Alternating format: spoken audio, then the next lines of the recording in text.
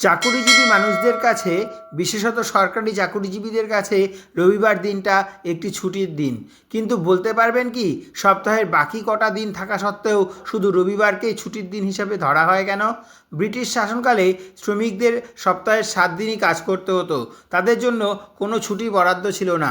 কিন্তু ব্রিটিশরা প্রতি রবিবার গির্জায় গিয়ে প্রার্থনা করতেন, যা মেনে নিতে পারেননি সেই সময়কার শ্রমিক নেতা শ্রী নারায়ণ লোখেন্ডে। তিনি ব্রিটিশ সরকারকে বলেন প্রতি 6 দিন অন্তর রবিবার শ্রমিকদের অন্তত একদিন ছুটি দেওয়া দরকার। তিনি ব্রিটিশদের জানান হিন্দু দেবতা খণ্ডগারের জন্মদিন রবিবার, তাই সপ্তাহের এই দিনটিকে ছুটির দিন হিসেবে ঘোষণা করা হোক। যদিও ব্রিটিশরা সহজে লোকেন্ডের প্রস্তাব মেনে নেননি। টানা 7 বছর লড়াইয়ের পর ব্রিটিশরা লোকেন্ডের এই অনুরোধ মানতে বাধ্য হয়। 1890 সালের 10ই জুন শ্রমিকদের জন্য ছুটি ঘোষণা করে ব্রিটিশ সরকার। প্রতি মাসের 15 তারিখে বেতন ও খাওয়ার জন্য আধা ঘন্টা সময়, এটাও সম্ভব হয়েছিল লোখেন্ডের জন্য।